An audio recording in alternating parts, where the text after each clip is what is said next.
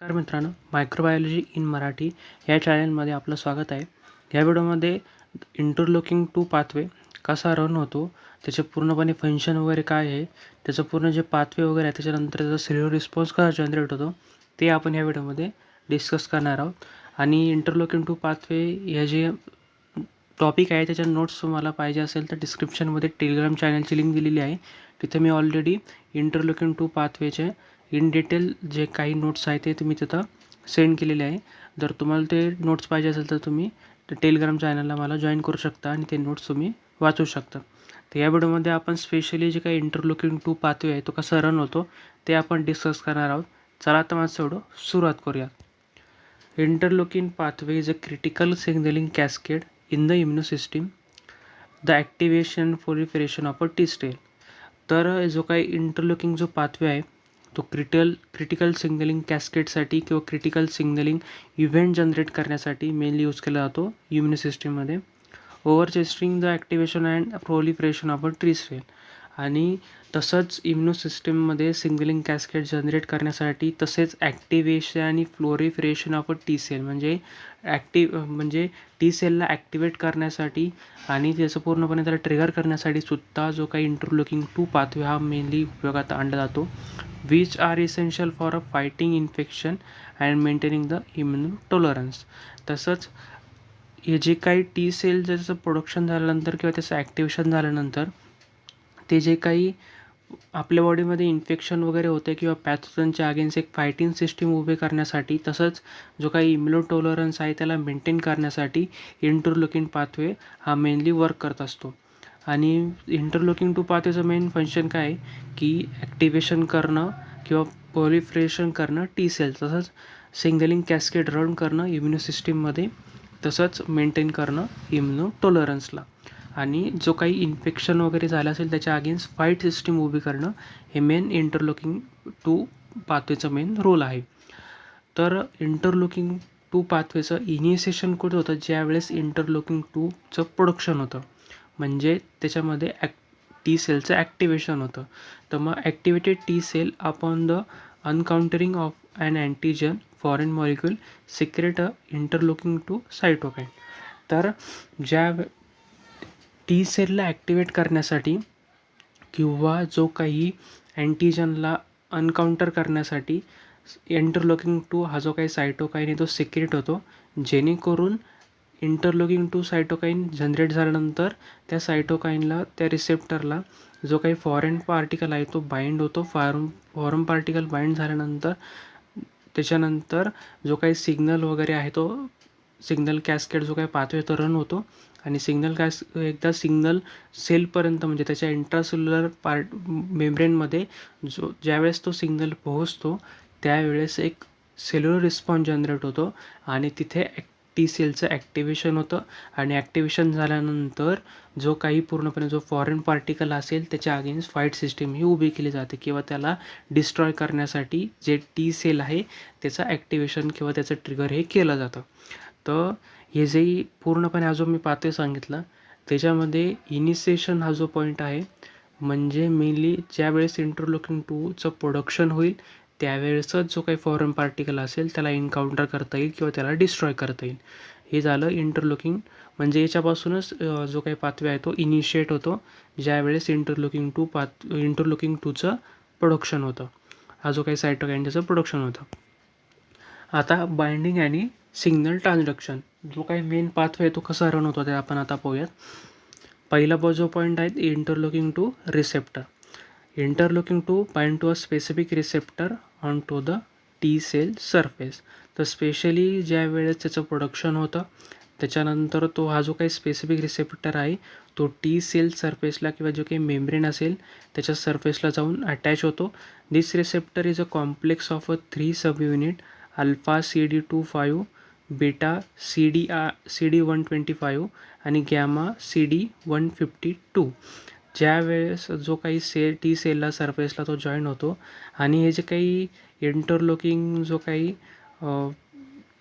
जो काही त्याचे जे काही स्पेसिफिक रिसेप्टर आहे टी सेल सरफेसला, तर त्याचे 3 सब युनिट आपल्याला पाहायला मिळतात या रिसेप्टरचे, अल्फा, बीटा आणि गॅमा.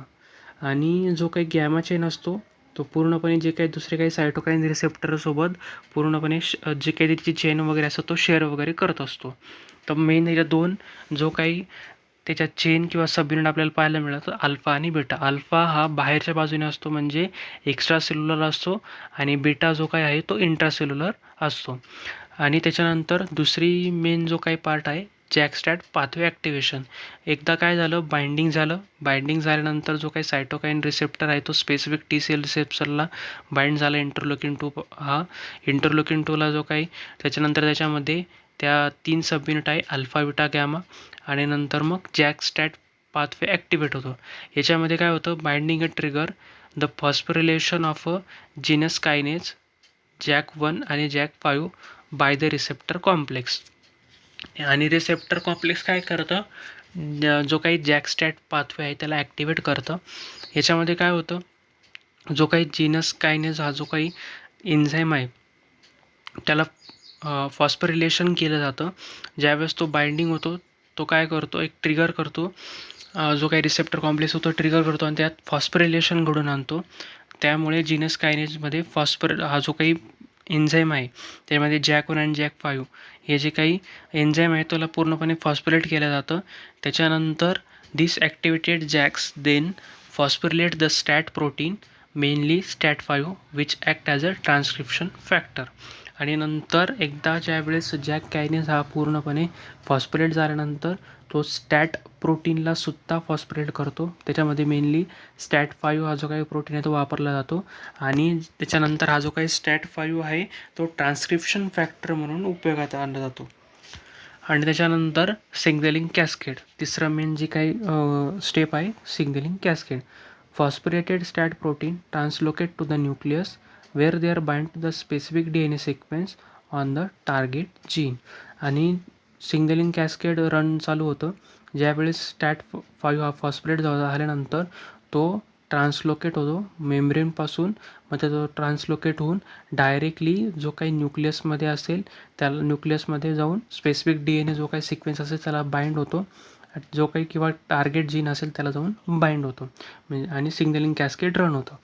आणि सिग्नलिंग कॅस्केड रन झाल्यानंतर म्हणजे तो एका स्पेसिफिक DNA सिक्वेन्समध्ये किंवा टार्गेटेड जीनमध्ये एकदा बाइंड झाल्यानंतर सेल्युलर रिस्पॉन्स जनरेट होतो आणि सेल्युलर रिस्पॉन्समध्ये वेगवेगळ्या फिजिओलॉजिकल ज्या काही प्रोसेस आहेत त्या रन व्हायला चालू होतात सेलमध्ये. त्याच्यामध्ये पहिली जी काही फिजिओलॉजिकल प्रोसेस आहे किंवा सेल्युलर रिस्पॉन्स जनरेट झाल्यानंतर सेल्युलर रिस्पॉन्स जनरेट झाल्यानंतर पहिला जो मेन काम आहे T cell proliferation activation of a gene involved in the cell cycle progression leads to the proliferation of activated T cell generating to reboost the immune response.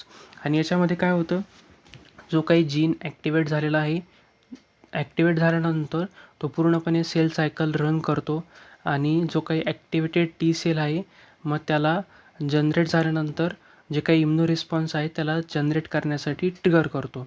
त्याच्यानंतर दुसरं आहे survival आणि differentiation. The interlocking 2 signalling also promote the survival and differentiation of this T cell into the effector T cell that can be directly attacked to the infected cell or become a memory T cell for a long term immunity.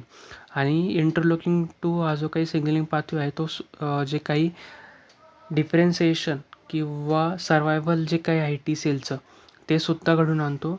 आणि जे काही effector T sale आहे आणि हे जे T cells आहेत ते effector T sale काय करतात हे डायरेक्टली जे काही इन्फेक्टेड सेल वगैरे असतील किंवा पॅथोजन वगैरे असतील किंवा जे काही इन्फेक्शन वगैरे झालं असेल एखाद्या सेलमध्ये तर त्याच इन्फेक्टेड सेलवरती डायरेक्ट अटॅक करतात. डायरेक्ट अटॅक केल्यानंतर किंवा मेमरी टी सेल म्हणून लाँग टर्म आपल्या इम्युनिटीमध्ये सुद्धा स्टोर हे केले जातात. हे त्याचं मेन फंक्शन आहे. म्हणजे सर्वायवल पण होतं आणि डिफरेन्शिएशन पण होतं. म्हणजे डिफरेन्शिएशन म्हणजे टी सेलचं डिफरेन्शिएशन पण होतं. त्यामुळे टी सेल काय करतं डायरेक्टली इन्फेक्टेड सेलवरती पूर्णपणे अटॅक करतं आणि तसंच मेमरी टी सेल ह्या ज्या काय आहे लाँग टर्म इम्युनिटीमध्ये आपल्या ते स्टोअर केल्या जातात. आणि तिसरं नंतर सेल्युलर रिस्पॉन्स याच्यात जनरेट झालेला आहे. मग या दोन मेन जे काय फिजिओलॉजिकल जे काय प्रोसेस आहेत त्या ज्या वेळेस इंटरलोकिंग 2 पाथवे पूर्णपणे त्याचं सिग्नलिंग कॅस्केड रन झाल्यानंतर या दोन मेन फिजिओलॉजिकल प्रोसेस त्या सेलमध्ये घडून येतात. आणि जर आपल्याला ही जी काही प्रोसेस पूर्ण आहे इंटरलोकिंग 2 पाथवे त्याला रेग्युलेशन करायचं असेल तर ते कसं होतं the interlocking two pathways are tightly regulated to prevent the excessive immuno activation. आणि जो काही इंटरलोकिंग जो पाथवे आहे तो टाईटली रेग्युलेट करतो. जे काही जास्त प्रमाणामध्ये जे काही एक्सेसिव्ह अमाऊंटमध्ये जे काही इम्युनो ॲक्टिव्हेशन होतं आहे त्याला पूर्णपणे रेग्युलेट करण्यासाठी मेनली यूज केला जातो. This can be involve the down regulation of interleukin 2 receptor expression or the action of a regulatory T cell that suppress the immuno response. आणि याच्यामुळे काय होतं, ज्यापासून इंटरलोकिंग 2 पाथवे हा स्वतःला म्हणजे ॲक्टिवेट करण्याचं काम करतो, तसंच तो डाऊन रेग्युलेशनसुद्धा घडून आणतो. आणि त्याच्यामुळे जे काही रेग्युलेटरी म्हणजे ते टी सेल्स वगैरे जे काही ॲक्टिवेट होतं त्याला रेग्युलेट करण्याचं काम केलं जातं.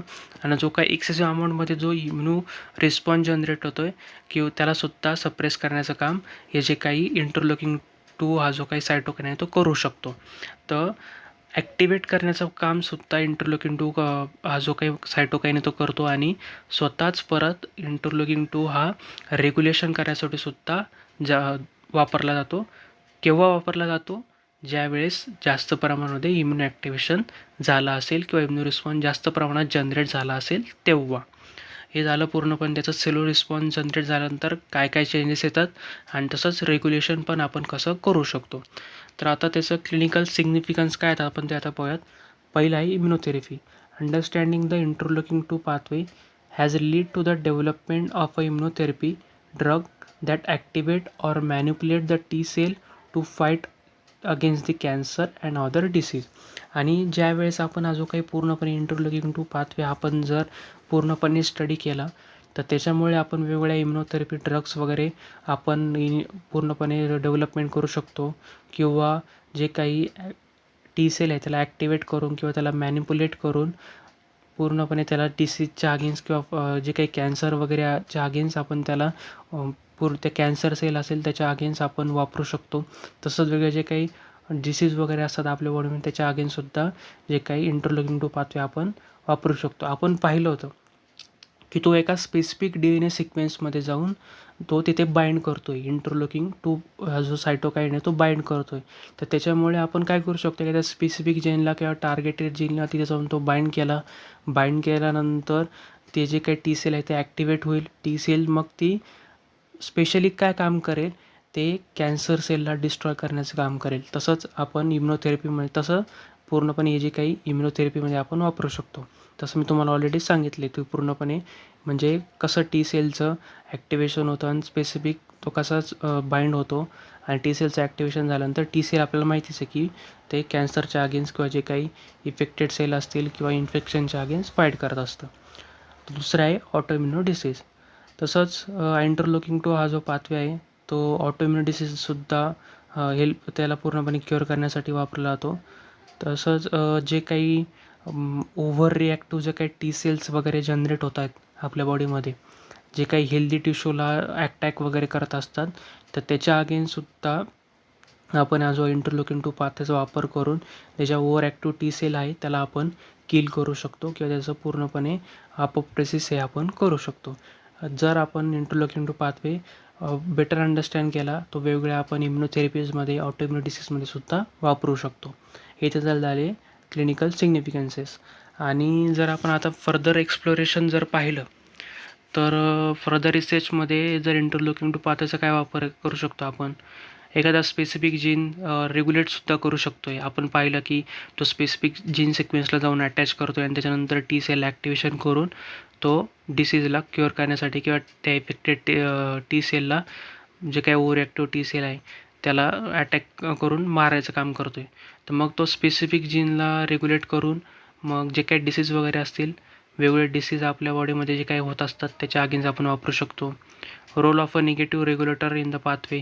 आणि तसंच मी तुम्हाला सांगितलं की हा ॲक्टिवेट पण करतो आहे आणि स्वतःच या जो काही इम्युन रिस्पॉन्स जो काही जास्त एक्सेसिव्ह अमाऊंटमध्ये जनरेट होते त्याला रेग्युलेट करण्याचं म्हणजे निगेटिव्ह रेग्युलेशनसुद्धा काम करतो आहे. तसंच जे काही इंटरलोकिंग 2 म्हणून ॲज अ मॉड्युलेटर म्हणून वेगवेगळ्या स्पेसिफिक डिसीजमध्ये सुद्धा वेगवेगळ्या ठिकाणी आपण हा जो काही इंटरलोकिंग 2 पाथवे वापरू शकतो. तर ह्या व्हिडिओमध्ये आपण इंटरलोकिंग 2 पाथवेचं जे काही स्ट्रक्चर वगैरे असेल, त्याचा पाथवे कसा पूर्णपणे सेल्युलर रिस्पॉन्स जनरेट झाल्यानंतर कोणकोणत्या त्याच्यात चेंजेस वगैरे येतात, रेग्युलेशन पाहिलं, तसंच त्याचे इम्पॉर्टन्स वगैरे काय ते आपण डिस्कस केले. जर तुम्हाला माझा व्हिडिओ इन्फॉर्मेटिव्ह वाटला असेल नक्की या व्हिडिओला लाईक करा आणि चॅनल सबस्क्राईब करायला विसरू नका. तसंच या जे काही इंटरलॉकिंग टू पाथवेचे जे काही नोट्स आहे ते मी टेलिग्राम चॅनलला अपलोड केले आहेत आणि डिस्क्रिप्शनमध्ये मी त्याची लिंक दिलेली आहे. चला भेटूया पुढच्या व्हिडिओमध्ये.